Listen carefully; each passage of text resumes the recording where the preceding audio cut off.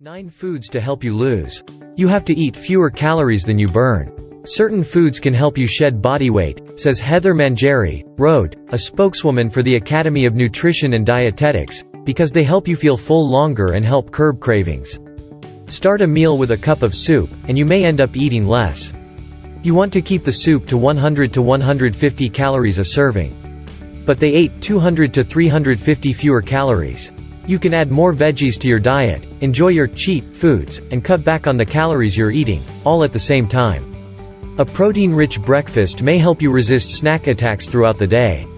In a study of a group of obese young women, those who started the day with 35 grams of protein, that's probably way more than you're eating, felt fuller right away.